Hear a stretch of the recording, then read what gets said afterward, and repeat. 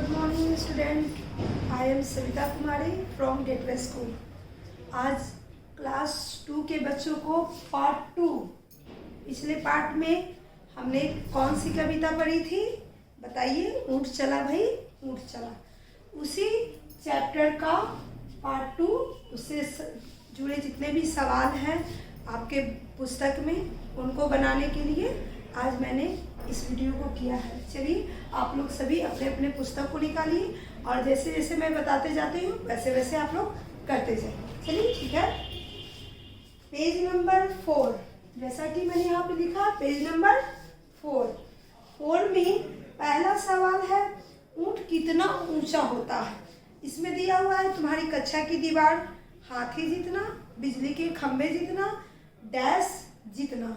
तो जो डैश है ना खाली जगह, उसमें इस वर्ड को भरना है, घर का दरवाजा। यानी कि ऊँट का लंबाई घर के दरवाजे इतना बड़ा भी होता है। दूसरा सवाल में है हाथी कितना मोटा होता है, यानी कि उसका मोटाई कितना होता है। तो उसमें दिया हुआ है तुम्हारी माँ के संदूक, संदूक का मतलब होता है पेटी, ऊँट जितना, पहाड़ जितना, डैश जितना। तो उसमें मैंने भरा है क्या? मेज। मेज का मतलब टेबल। लगभग हाथी का मोटापा टेबल इतना होता है। बड़ा जानवर है, उसका पेट वगैरह भी बड़ा होता है, तो उसको हम मेज के तुलना में डाले हैं। तीसरा है चींटी कितनी छोटी होती है। चींटी आप लोग सभी देखे होंगे घर पे, उसका साइज अनुमान के रूप में बताना है, एकदम नाप कर नहीं बल्कि अनुमान के रूप में। तो उसमें दिया हुआ है चीनी के दाने जितनी, चावल के दाने जितनी, इलायची के दाने जितनी या डैश जितनी। तो वहाँ पे मैंने लौंग लिखा है, आप लोग ध्यान दीजिएगा। तो चींटी का आकार भी लौंग की तरह होता है। चलिए पेज नंबर 4 का ये यहाँ तक हमने बना लिया, ठीक है। अब आगे बढ़ते हैं। नीचे में दिया है कुछ ऊंचा कुछ नीचा, ऊंट से नीची चीज़ों के नाम पर गोला लगाओ। यानी कि ऐसी चीज़ों के नाम पर गोला लगाओ जो ऊंट से नीचे है। ऊंट से ऊंची चीज़ों के नाम पर, नीची नहीं ऊंची। नीची का मतलब तो छोटा छोटा कीड़े मकोड़े जानवर होते हैं, लेकिन ऊंट से भी ऊंचा क्या क्या होता है? तो ऊंट से ऊंचा बछिया होता है? नहीं, तो बछिया में हम गोल नहीं लगाएंगे। किस में लगाएंगे? बिजली के खंभा। तो बिजली का खंभा ऊंट से बड़ा होता है। चलिए पुस्तक अपने अपने पुस्तक में बिजली का खंभा को ऐसे राउंड कीजिए पेंसिल से। दूसरा है आम का पेड़। दूसरा कौन सा है? आम का पेड़। आम का पेड़ भी आप देखिएगा ऊंट से बड़ा होता है। उसके बाद है तुम्हारी कक्षा की छत। आपके स्कूल की छत जो होता है, आपके क्लासरूम की छत जो होता है, ऊंट से ऊंचा होता है। उसके बाद दिया हुआ है हाथी। हाथी ऊंट से ऊंचा नहीं होता है, इसलिए हाथी में हम नहीं लगाएंगे, ये तीनों में लगाएंगे। चलिए पेज नंबर 4 का ये भी हमने बना दिया। आप लोग इसको ध्यान से बुक में मिलाकर और तब इसको राउंड कीजिएगा। आगे चलते हैं। ऊँट के नीचे से क्या क्या निकल सकता है? ऊँट के नीचे से का मतलब है उसकी टांगें काफ़ी लंबी होती है। जब वो खड़ा रहता है तो उनकी टांगों के बीच में गैप होता है। तो उन गैप से कौन कौन से जानवर, कौन कौन से जीव निकल सकते हैं, ठीक है। हम उनके बारे में लिखेंगे। तो हम उनके बारे में लिखते हैं। ऊँट के नीचे से बिल्लियाँ, कुत्ते, बकरियाँ तथा खरगोश आदि निकल सकते हैं। लेकिन इसमें एक चीज़ मैंने छोड़ दिया है, इसमें आप बच्चे भी ऐड कर सकते हैं।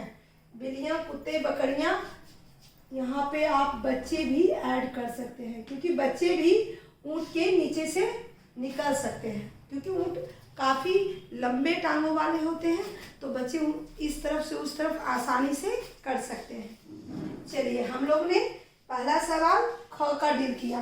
क का ये है और ये ख का, ठीक है। ख के बाद हम लोग आते हैं ग में। किन किन चीज़ों की मदद से ऊँट पर चढ़ोगे? ऊँट ऊंचा जानवर होता है, आप जानते ही हैं, तो उस पर चढ़ना तो आसान नहीं होता है। हम लोग जैसे कि कोई भी सवारी पे आराम से चढ़ जाते हैं, क्योंकि वो हमारे अनुकूल बनाया होता है।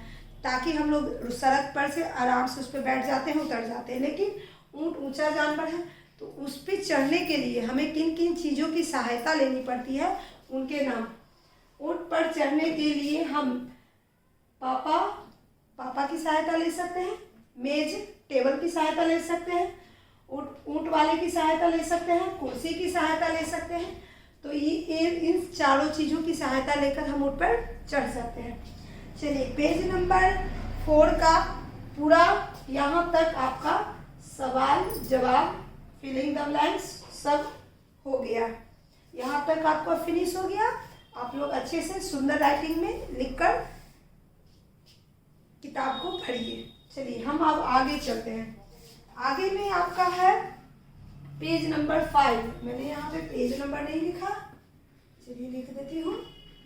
Page number 5। ये जो जितना भी मैंने बताया वो किस पेज का था? 4। अब हम 5 में चलते हैं। 5 में कह रहा है बताओ ये सब क्या क्या उठाकर चलते हैं। कुछ ऐसे चीज़ों के नाम हैं, कुछ उसमें जानवर है, कुछ इंसान है, ठीक है। वो कहीं चलते हैं, कहीं जाते हैं, तो क्या क्या उठाकर चलते हैं। उठाकर का मतलब है कुछ हाथ में भी उठाते हैं, कुछ अपने बॉडी के पार्ट में भी उठाते हैं। चलिए, सबसे पहले यहाँ नाम दिया है हाथी। हाथी जब चलता है तो क्या उठाकर चलता है? सूंड, कान, सिर उठाकर हाथी चलते हैं। आप लोग भी देखे होंगे, उनके कान भी उठे हुए होते हैं और सूंड भी बार बार वो उठाते हैं, कभी पेड़ पौधे को लेने के लिए, कभी यूं ही। चलिए, ये हाथी के बारे में हो गया। दूसरा है टीचर जी, यानी कि शिक्षक। आपके शिक्षक जब कहीं जाते हैं, क्लासरूम में जाते हैं, ऑफिस से निकल के क्लासरूम में आपको पढ़ाने के लिए जाते हैं, तो वो क्या क्या उठाकर चलते हैं? सबसे पहले कलम, उसके बाद पुस्तक, उसके बाद चश्मा। चश्मा ऑलरेडी सबको नहीं उठाना पड़ता है, मैं उठाई हुई हूँ क्योंकि मुझे कभी कभी ज़रूरत पड़ता है तो मैं उठाती हूँ, लेकिन ऐसा बात नहीं है। लेकिन हाँ, प्रॉपरली ये सब हम लोग यूज करते हैं, यानी कि शिक्षक इन सभी चीज़ों का हमेशा उपयोग करते हैं, उठाकर चलते हैं। पिताजी मतलब पापा। आपके पापा जब घर से बाहर निकलते हैं तो क्या क्या घर से उठाकर चलते हैं? तो आप लोग देखे होंगे, रुमाल रखते हैं पॉकेट में, चश्मा अगर पहनते हैं तो चश्मा भी उठाते हैं, मोबाइल उठाते हैं, पर्स उठाते हैं। तो वो आप अपने अनुसार भी भर सकते हैं। मैंने यहाँ पे रुमाल, मोबाइल, पर्स 3 भरा है। जिनके फादर चश्मा वगैरह यूज़ करते हैं वो चश्मा भी भर सकते हैं। वो आपके ऊपर डिपेंड है कि आप कितनी जानकारी रखते हैं। मैं यूँ ही इस तरह से भर दी हूँ, आप उसमें चेंजिंग करना चाहते हैं तो आप कर सकते हैं। चलिए, उसके बाद है शेर। शेर जंगल का राजा होता है। जंगल का राजा है तो उसका एक्टिविटी, यानी कि उसका जो क्रियाकलाप भी होता है थोड़ा शान में होता है, थोड़े अच्छे तरीके से होता है। तो वो जब चलता है तो किस तरीके से क्या उठाकर चलता है? तो वो कोई वस्तु को तो उठाकर नहीं चलेगा, अपने बॉडी के पार्ट अपने बिहेवियर के अनुसार उठाएगा। तो सिर उठाकर चलेगा, कान और भौं। भौं का मतलब है वो एक तेज जानवर होता है, और चूंकि वो शिकार करता है तो उसकी भौं हमेशा एक्टिव होती है, तनी हुई होती है, वो चारों तरफ अपनी निगाह रखता है। तो इस तरह से वो कान, सिर और भौं उठा कर चलता है। दादाजी के बारे में भी आप लोग जानते होंगे, सभी के घर में शायद होंगे ही। तो दादाजी बुजुर्ग होते हैं, बूढ़े होते हैं, उनको थोड़ा कम दिखता है तो वो चश्मा उठाकर चलते हैं। चलने में थोड़ा सा बॉडी झुकने लगता है तो वो अपने सपोर्ट के लिए छड़ी को भी लेते हैं। और रामायण, बुढ़ापा इंसान को भगवान के प्रति ज़्यादा संवेदनशील बना देता है, तो वो रामायण को भी अपने साथ रखते हैं।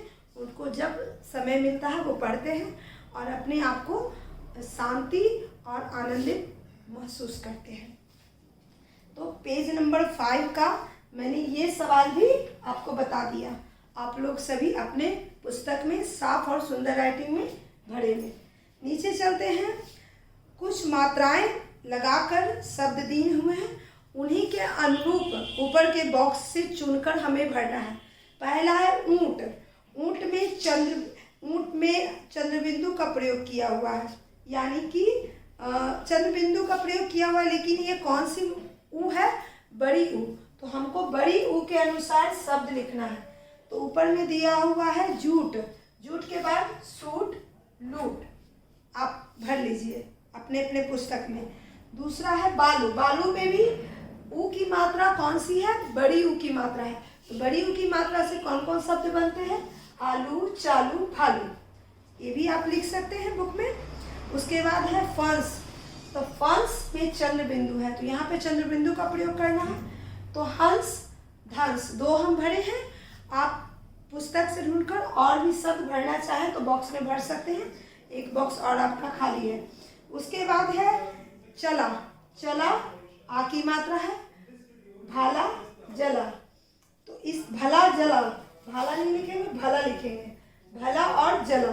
तो यहाँ पे तुक मिलाने वाले शब्द के अनुसार हम इसको बनाए। तुक मिलाने का मतलब उसी के अनुरूप शब्द को बनाना। उसके बाद है जब, तो जब के बाद तब भी आएगा, कब आएगा, सब आएगा। तो इस तरह से मैंने पेज नंबर 5 का भी काम कर दिया। ऐसे ही और सब सोच कर लिखो, नीचे में दिया हुआ ऐसे ही शब्द आप और चाहेंगे तो लिख सकते हैं, यानी कि 3 के जगह पे आप 5 बना सकते हैं, 10 बना सकते हैं। ये सभी तुक वाले शब्द आपको यूकेजी में पढ़ने को मिल चुके हैं, तो आपको आता ही है।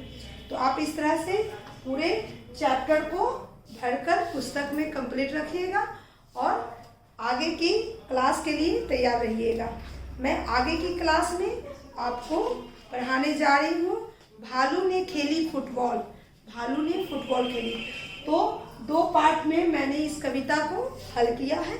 एक में कविता आपको याद करना है और समझा दिए हैं, दूसरा में ये सारे चीज़ों को पुस्तक में भरना है।